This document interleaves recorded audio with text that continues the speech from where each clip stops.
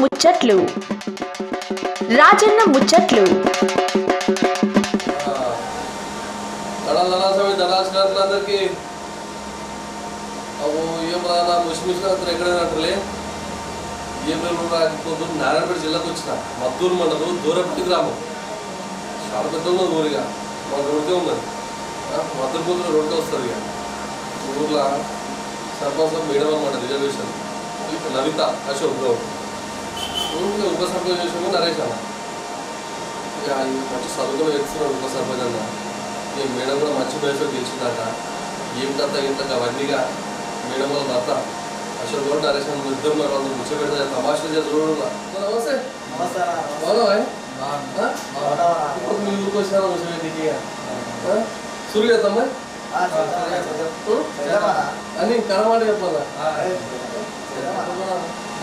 నేనంటే తెలుసుకుని వచ్చాను మీ ఊరికి మా వ్యూవర్స్ జరగాలంటే చెప్పాలి మీ గురించి మహిళా నవీతాన్ని పూర్వపాల మహిళా లేడీస్ వచ్చి నవీతాన్ని మా భార్య గెలిచినాము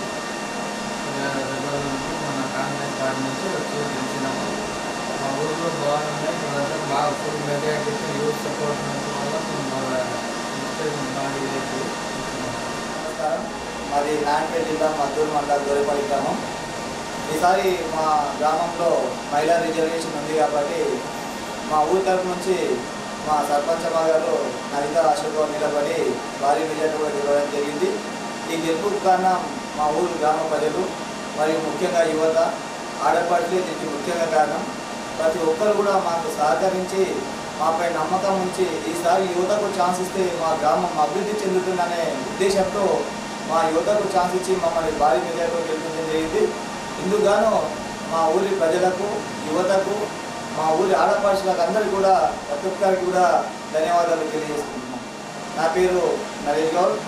నేను ఈ ఊరి ఉప సర్పంచ్ని. నేను ఉప సర్పంచ్ కావడానికి కూడా మా వార్డు మెంబర్లు అందరూ కూడా ఏకమై ప్రతి ఒక్కరు కూడా నాకు సపోర్ట్ చేసి ఈసారి ఉప సర్పంచ్ అవకాశం కూడా నాకు ఇవ్వడం జరిగింది. మా వార్డు మెంబర్లు అందరూ కూడా ప్రతి ఒక్కరికి నిరూపణ కూడా ధన్యవాదాలు తెలియజేస్తున్నాను.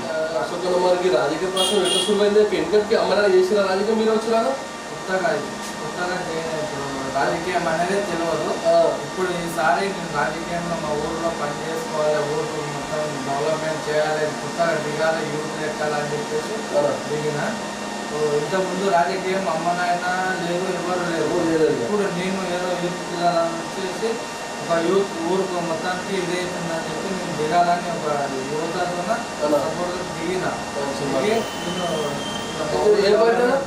కాంగ్రెస్ పార్టీ కాంగ్రెస్ పార్టీలో ఎందుకు చేయాలి కాంగ్రెస్ పార్టీలో రాజకీయం అనేది తెలియదు. కొత్తగా దేవుని కొత్తగా ఇచ్చేస్తున్నాం. సర్పంచ్గా పోటీ చేస్తున్నప్పుడు మీరు ఊళ్ళో ఇంటికి ప్రశ్న చేస్తారు కదా, అప్పుడు సమస్యలు చెప్పిన కారణం కదా అన్న. మేము కూడా మా బావ తరఫు నుంచి ప్రచారానికి వెళ్ళినాము. ప్రచారానికి వెళ్ళినప్పుడు మాకు గ్రామంలో ప్రత్యేకంగా కొన్ని సమస్యలు చాలా రోజుల నుంచి చెప్తానే ఉన్నారు. మేము గ్రామంలో ఉన్నప్పుడు వింటూనే ఉన్నాం. గత 10 సంవత్సరాల నుంచి కూడా మా గ్రామంలో ఉన్న సమస్యలు ప్రజలు మాకు చెప్పడం జరిగింది. మాకు ఈ సమస్యలు ఉన్నాయని చెప్పి ముఖ్యంగా ఇక్కడ వాటర్ సమస్య అనేది ఉండే, ఎక్కడ చూసినా తాగునీటి సమస్య ప్రాబ్లంగా ఉండే, తాగునీటి సమస్య మరి ముఖ్యంగా డ్రైనేజ్, ఎక్కడ చూసినా డ్రైనేజ్ ఎక్కడున్నా అక్కడనే. సీసీ రోడ్ల గురించి చెప్పారు. పెద్ద పెద్ద వాటర్ ట్యాంకులు లేకపోవడం వల్ల మాకు వాటర్ ట్యాంకులు కావాలని చెప్పారు. వాటర్ ట్యాంకుల కెపాసిటీ తగ్గడం వల్ల వాటర్ కావాలన్నారు.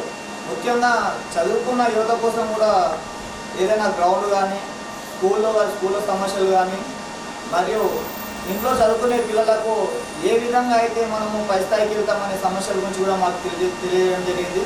వృద్ధులకు ఉన్న సమస్యలు కూడా మాకు చెప్పడం జరిగింది. దానికోసం మేము ప్రజలకు కూడా చాలా వరకు మాటలు ఇచ్చినాం. మేము సర్పంచ్ అయిన తర్వాత ఎక్కడ కూడా మా బావ సర్పంచ్ అయిన అయితే అన్న మాట్లాడుతాను ఈ ఎలక్షన్లో ఖర్చు ఎంత వచ్చిందని ఖర్చు ఏం లేదన్నా. మా ఊరు ప్రజలు అట్లా కాదన్నా. మా బాబుకి మొత్తం చాలా ప్రేమతో వేసిన దాదాపు 70 నుంచి 80 ఓట్ల మెజార్టీ వచ్చిందన్న. మా ఊళ్ళో 11 మంది అన్న సర్పంచ్కి అబ్బా బాగా వచ్చింది. 11 మందిలో కింగ్ గులాలి గెలిచిందన్న. దీనికి కారణం మాత్రం మా ఊరు ప్రజలన్న. ఎవరు ఎంత డబ్బు వచ్చినా డబ్బు ముఖం చూడకుండా మనిషి ముఖం చూసి మంచి మనసును చూసి ఓటేసింది చూడన్న మా ఊరు ప్రజలు. చాలా ఇంత మంచి మేనేజర్ గెలిచాక ఎటువంటి కార్యక్రమం సుమేరైనా మన గ్రామంలో కార్యక్రమాలు అంటే మీరు చూడండి, మేము ఫస్ట్ గెలవగానే యువత చాలా సంబరపడ్డారు. సమస్య ఇలాంటివి ఏమున్నా సమస్యలు ఫస్ట్ తీర్చాలనే ఉద్దేశంతో మేము కూడా ఫస్ట్ ముందుగా గ్రామంలో ఎక్కడ కూడా వాటర్ సమస్య ఉండదని చెప్పి దాదాపు ఒక 3-4 బోర్లు వేసి వాటర్ సమస్య క్లియర్ చేసినాము. అవసరం ఉన్న దగ్గర డ్రైనేజీ కూడా చేసినాము గ్రామ పంచాయతీ నిధుల నుంచి. ఇంకా కూడా సీసీ రోడ్లకు కానీ స్కూల్లో అవసరం ఉన్న బిల్డింగ్స్ కోసం కానీ మన కాడా డెవలప్మెంట్ ఆఫీసర్ని కలిసి కూడా రిక్వెస్ట్ పెట్టినాం. అదేవిధంగా మా గ్రామానికి ఒక హాస్పిటల్ కావాలనే ఉద్దేశంతో సార్ని కూడా అడిగినాం. కానీ కొంచెం స్థలం లేక అది కొంచెం ఇంకా పెండింగ్లోనే ఉంది. రీసెంట్గానే మా గ్రామానికి కూడా ఇంకా ఒక 2 అంగన్వాడీ బిల్డింగ్ కూడా శాంక్షన్ అయిందని చెప్పారు. అవి టెండర్ పడ్డ తర్వాత కూడా ఆ వాళ్ళు కూడా స్టార్ట్ చేస్తాం. ముఖ్యంగా మా గ్రామంలో అండర్గ్రౌండ్ సమస్య ఉంది. ఆ సమస్య కోసం కూడా కడా సార్ని, తిరుపతి సార్ గారిని మరియు మండల అధికారిని కూడా కలిసి రిక్వెస్ట్ చేస్తున్నాం. ఎలాగైనా మేము అయిపోయి మన కాన్సెన్స్ కాబట్టి, మన సీఎం రేవంత్ అన్న కాన్సెన్స్ కాబట్టి ఎక్కడ కూడా ముట్టి కాలువలు ఉండకుండా తొందరగానే అండర్గ్రౌండ్ డ్రైనేజ్ క్లియర్ చేద్దామనే ఉద్దేశంతో మేము కూడా తిరుగుతున్నాం. మేము అధికారంలోకి వచ్చి దాదాపుగా 6 నెలల సమయం అవుతుంది. మేము వచ్చినప్పటి నుంచి చేసిన కొన్ని పనులను మాత్రమే మా గ్రామ ప్రజలకు అలాగే మన యువస్ అభివృద్ధి చేస్తున్నాం. మా అభివృద్ధికి మాత్రం ఖచ్చితంగా సీఎం సార్ గారి సహకారం, తిరుపతి రెడ్డి అన్న సహకారం, అదేవిధంగా రాడా సార్ గారి అండదండలతో మరియు మద్దూరు మా కాంగ్రెస్ లీడర్లు అయినటువంటి నరసింహన్న కానీ, జడ్పీ రఘుపతి రెడ్డి అన్న కానీ, చైర్మన్ అన్న కానీ వీళ్ళందరి సహకారంతో, మా ఊరి కాంగ్రెస్ పార్టీ నాయకుల సహకారంతో, అదేవిధంగా మా వార్డు మెంబర్ల సహకారంతో మేము కొన్ని కార్యక్రమాలు చేసాం మా గ్రామంలో. ఇప్పటివరకు దాదాపుగా 4 తాగునీటి బోర్లను వేయించడం జరిగింది. బోర్లు వేయడం కాకుండా ఆ బోర్ల నీటిని ప్రజల ఇంటి దగ్గరికి, గడప దగ్గరికి వచ్చే విధంగా పైప్ లైన్ కూడా చేసినాము. అదేవిధంగా దాదాపుగా 3 ప్రదేశాల్లో అండర్గ్రౌండ్ డ్రైనేజ్ నిర్మాణం చేసినాము. ఎక్కడ కూడా లైట్ లేకుండా ప్రతి స్తంభానికి లైట్ వేయడం కానీ, దాదాపుగా 12 ఐఎంఎస్ లైట్లను పూర్తి స్థాయిలో మొత్తం ఖరాబైన స్థానంలో ఉన్న ఐఎంఎస్ లైట్లను కూడా తిరిగి యథాస్థాయికి తీసుకొచ్చి గ్రామానికి వెళ్తూ తీసుకొని రావడం జరిగింది. అదేవిధంగా చాలా రోజుల నుంచి స్కూల్లో సమస్య ఉంటుండే. అక్కడ పిల్లలకు తిన్న తర్వాత గడపడానికి నీళ్ళు లేకపోతే మా సర్పంచ్ గారు ప్రత్యేక చొరవ తీసుకొని అక్కడ ల్యాబ్లను ఏర్పాటు చేసి కొత్తగా స్కూళ్ళకి కలెక్షన్ ఇవ్వడం కానీ, పైన వాటర్ ట్యాంకులు పెట్టి బాత్రూంలకు నీళ్ళు రావడం కానీ చేయడం జరిగింది. అదేవిధంగా జనాలు నడిచే ప్రదేశాల్లో ఎక్కడైతే ప్రాబ్లం ఉందో అక్కడ మట్టి కొట్టించి మా రోడ్డు వేయడం కూడా జరిగింది. అదేవిధంగా మా ఊళ్ళో ఎన్నో ఏళ్ళ నుంచి గుడి నిర్మాణం కావాలని చెప్పి మా ఊరి ప్రజల ఆశయం ఉండే. సర్పంచ్ గారు ప్రత్యేక చొరవతోనే ఊళ్ళో అందరం కూడా చందాలు వేసుకుని ప్రతి ఇంటికి, ప్రతి గడపకు తిరిగి, సర్పంచ్ గారు ప్రత్యేక చొరవతోనే ప్రతి గడపకు తిరిగి కూడా చందాలు వసూలు చేసి మా ఊర్లో ఉన్నటువంటి కోట్ల మైసమ్మ తల్లి దేవాలయం ఆలయం కోసం కూడా ఇటీవల కార్యక్రమం ప్రారంభించడం జరిగింది. పునాది స్థాయి కూడా అయిపోయింది, బేస్మెంట్ వరకు అయిపోయింది.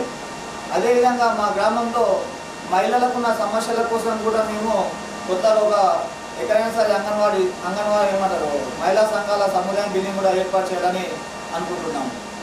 దీంతో అవకాశం మాట్లాడుతున్నాం. గతంలో మన కేసీఆర్ సార్ ఇట్లా సంక్షేమ పథకాలు, కింద మన రేవంత్ సార్ ఇట్లా సంక్షేమ పథకం మధ్య వ్యత్యాసం చెప్పాలి. చెప్తామన్నా, కేసీఆర్ గారు 10 సంవత్సరాల నుంచి చేసిండ్రు పాలన. 10 సంవత్సరాల నుంచి కేసీఆర్ గారు పాలన చేసినని చెప్తున్నాం కదా. మేము కూడా చదువుకున్న వాళ్ళమే. దాదాపుగా 10 సంవత్సరాల నుంచి ఉద్యోగాలు వేస్తామని చెప్పి ఉద్యోగాలు వేయలేదు. ఉద్యోగాలు వేయకపోవడం వల్ల చాలామంది మాలాంటి యువకులు పెళ్లి చేసుకుని నిరుద్యోగులుగా మారి ప్రస్తుతం ఎక్కడో ప్రైవేట్ జాబులు చేసుకుంటున్నారు.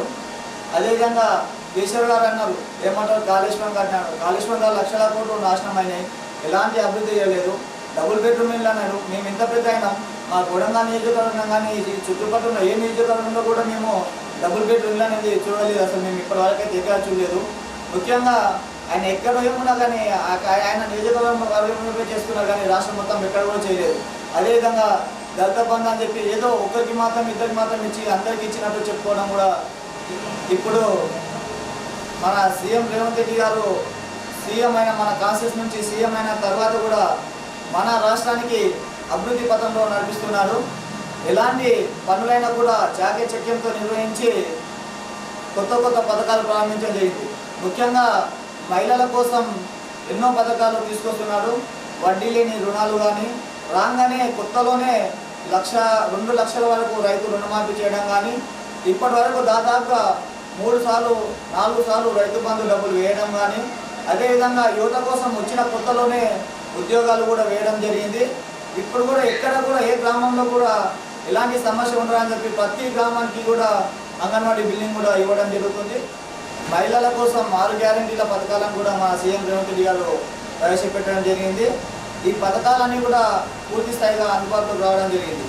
ముఖ్యంగా ఇందిరమ్మ ఇండ్లు దాదాపుగా మా ఊరికే 40 వరకు ఇందిరమ్మ ఇండ్లు ఫస్ట్ విడతలో రావడం జరిగింది.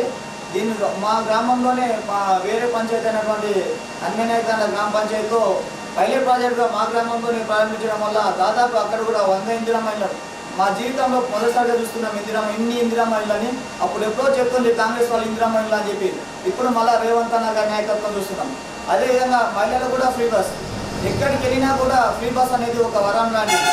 ఎక్కడ కూడా ఎలాంటి సమస్య లేదు, ఏ బస్సులో కూడా కొట్లాటలు లేవు. ఏదో ఒక దగ్గర ఉన్నంత మాత్రం ఎవరో చిల్లర రాజకీయాలు చేస్తుంటారు, అది కరెక్ట్ కాదు. ఏ బస్సులైనా ప్రతి మనిషి మంచిగా కూర్చొని పోతున్నారు. దీని ద్వారా కూడా మా మహిళలందరూ కూడా ఫ్రీ బస్ సౌకర్యం కల్పించినందుకు కూడా రేవంత్ అన్న గారికి ప్రత్యేక ధన్యవాదాలు తెలియజేస్తున్నాము. అదేవిధంగా ప్రతి ఇంటికి కూడా 200 యూనిట్ల కరెంటు బిల్లు వచ్చిన కేవలం 1 నెలలోనే 200 యూనిట్ల కరెంటు బిల్లును కూడా ప్రతి ఇంటికి కూడా ఉచితంగా ఇస్తున్నాడు. దీనికోసం కూడా మా రేవంత్ అన్న సార్ గారికి ప్రత్యేక ధన్యవాదాలు తెలియజేస్తున్నాము. అదేవిధంగా దాదాపు 10-15 ఏళ్ళ నుంచి కొత్త రేషన్ కార్డులు ఇస్తామని చెప్పి బొంకి చెప్పడం తప్ప కేసీఆర్ గారు చేసింది ఏం లేదు. రేవంత్ అన్న వచ్చిన కేవలం నెల రోజుల వ్యవధిలోనే ఈ రేషన్ కార్డులను ప్రారంభించి ప్రతి ఇంటికి రేషన్ కార్డు అందించడంలో జరిగింది. ఇప్పుడు రేషన్ కార్డు కావాలంటే ఏళ్ళ తరబడి ఎదురు చూడాల్సిన అవసరం లేదు. జస్ట్ మనం ప్రూఫ్స్ తీసుకొని మన దగ్గరలోని మీ సేవా కేంద్రం పోతే కేవలం 24 గంటలు లేదా ఒక వారం వ్యవధిలోనే కొత్త రేషన్ కార్డు కూడా వస్తుంది. అదేవిధంగా హాస్పిటల్లో కూడా ఆరోగ్యశ్రీ పథకం కింద 5 లక్షల నుంచి 10 లక్షలకు పెంచడం కూడా అద్భుతమైన విషయం. దానికోసం కూడా పేద ప్రజలు కూడా రేవంత్ సార్ గారికి ప్రత్యేక ధన్యవాదాలు తెలియజేస్తారు. అనేది మామూలు విషయం కాదు. ఒక పేదింటి నుంచి 10 లక్షల ద్వారా హాస్పిటల్లో మనం ట్రీట్మెంట్ తీసుకున్నామంటే దీనికి ముఖ్య కారకం మన రేవంత్ సార్ గారు మాత్రమే. మన గ్రామంలో చేస్తున్న కార్యక్రమం ఉన్నాయన్నా. ఇంకా మా గ్రామంలో కూడా దాదాపుగా ఇంకా మా గ్రామ ప్రజలకు కూడా కొన్ని మాటలు ఇవ్వడం జరిగింది. ప్రతి ఒక్కరు కూడా వారి ఏరియాలో కూడా అంగన్వాడీ భవనాలు కానీ, లేకపోతే గ్రామ పంచాయతీ భవనం కానీ, లేకపోతే SC ST BC community halls కానీ, లేకపోతే దేవాలయాల నిర్మాణాలు కూడా చేస్తామని కూడా ప్రజలకు మేము మాట ఇవ్వడం జరిగింది. దీనికోసం కూడా మన కొడంగల్ ఇన్ఛార్జ్ అయినటువంటి తిరుపతి డాన్ కూడా పదే కలిసి మా గ్రామానికి కావాల్సిన నిధులన్నీ తీసుకొని వచ్చి కడ వెంకటేశ్వర సార్ అధికారులు కలిసి మా గ్రామం కావాల్సినటువంటి నిధులు తీసుకొచ్చి మా గ్రామాన్ని ఆదర్శ గ్రామంగా కూడా తీర్చిదిద్దామని కూడా తెలియజేస్తున్నాం. సెల్వి థ్యాంక్ యూ అన్న.